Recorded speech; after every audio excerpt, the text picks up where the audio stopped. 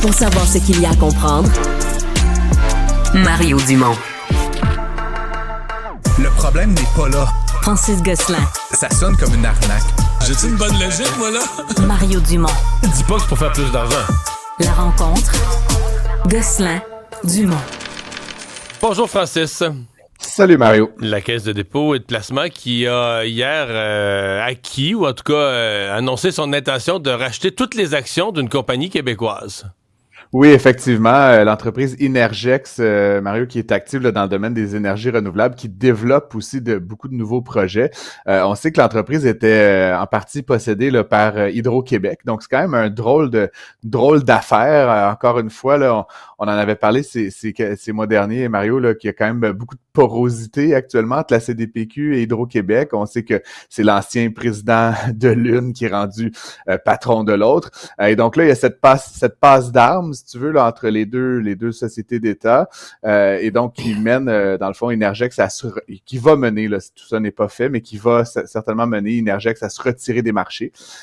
L'argumentaire de la Caisse, c'est qu'en fait, les marchés sont pas suffisamment patients. Et donc, des entreprises comme Innergex, mais par ailleurs, Boralex est un peu dans la même situation, se développent sur des horizons de temps, Mario, de 10, 15, 20 ans. Là, c'est des gros projets d'infrastructure. Ça prend énormément de temps à mettre en place. Et donc, les marchés sont trop impatients. Donc, ils dévalorisent en quelque sorte l'entreprise. Si bien que la CDPQ a pu payer une prime de 58% là, sur le prix courant de l'action. Ceux qui avaient des actions d'Innergex hier là, ont fait quand même un bon coup puisqu'on a suspendu les transactions là, depuis cette annonce-là. Mais donc 60% de plus en disant pour les 40 prochaines années, là, j'ai vu ça quelque part, ils vont nous payer des dividendes constants. Donc on achète ça quasiment comme du revenu fixe, là, quasiment comme de la dette. Mario, c'est quand même assez impressionnant comme argumentaire. Mais ça va permettre donc de développer, j'imagine, cette entreprise-là davantage là, au cours des prochaines années.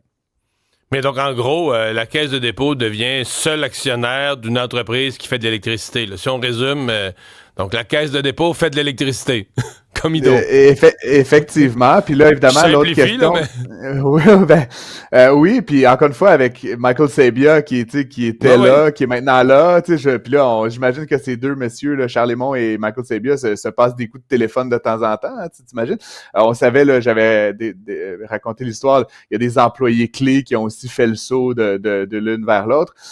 L'autre, évidemment, question qui est intrigante, là, Mario, c'est ce qui va se passer avec Boralex, qui était un peu la concurrente d'Innergex. On se rappelle que quand Hydro-Québec avait pris la participation dans Innergex, Boralex avait un peu crié au scandale, mais c'est sûr que Hydro a comme le monopole d'octroyer des contrats au Québec là, dans ces projets-là. Si elle a 20% dans l'une et 0 dans l'autre, qui penses-tu qu'elle va choisir dans ses appels d'offres?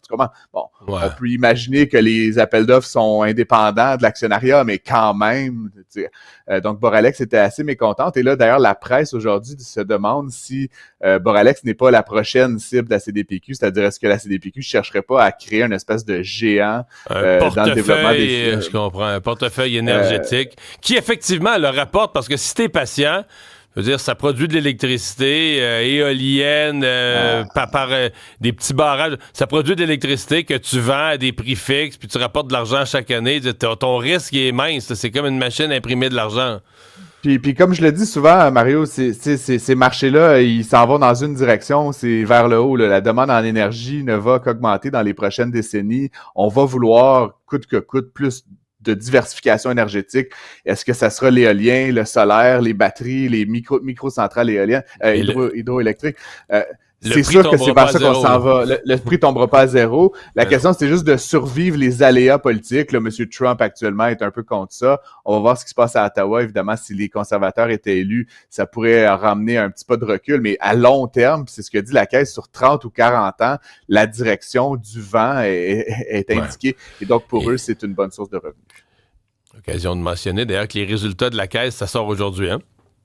Oui, les résultats 2024, là, dans le fond, donc pour l'année financière dernière, évidemment, on va suivre ça avec beaucoup d'intérêt. Ça va être dévoilé en milieu de journée aujourd'hui.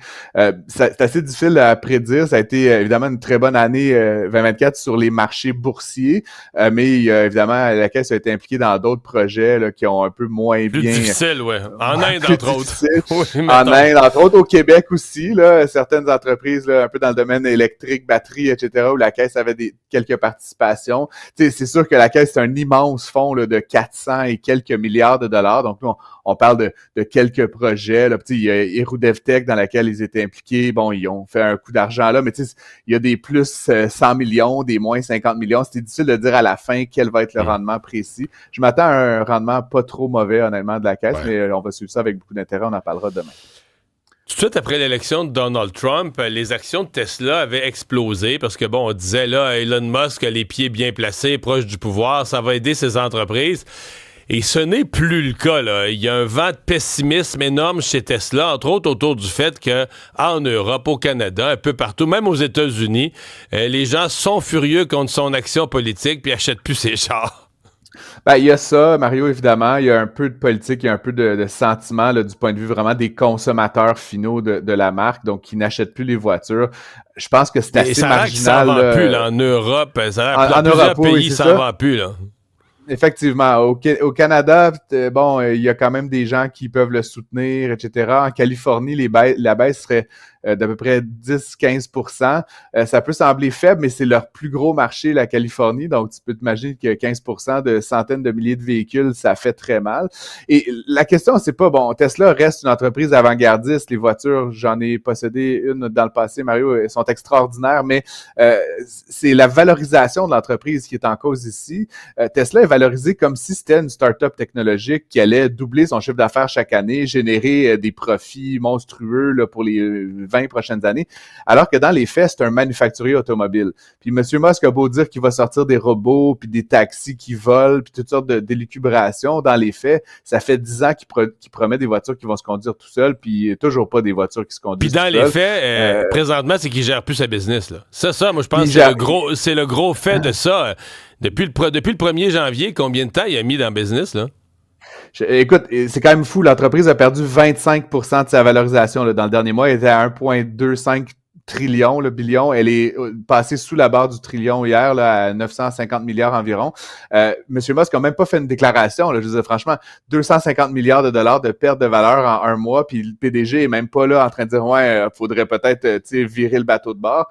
C'est quand même étonnant, Mario. Puis là, encore une fois, si je reprends toujours la question des multiples de valorisation, là, Tesla est valorisé vraiment au-dessus de sa catégorie, là, c'est-à-dire les manufacturiers automobiles. Si on ramenait ça à une valorisation, disons, de 50 fois, ce qui serait déjà beaucoup, 50 fois les bénéfices, le prix de l'action pourrait continuer de chuter encore, Mario, d'à peu près 60% pour se rétablir à ce ratio-là. Donc, tu sais, plusieurs disent que c'est peut-être pas la fin là, de cet effondrement. J'ai lu, petite blague là, par ailleurs sur les médias sociaux, qu'on devrait demander à Elon Musk d'envoyer les 5 choses qu'il a faites pour l'entreprise dans la dernière semaine, là, un peu lui appliquer la médecine qu'il a envoyée aux fonctionnaires de l'État.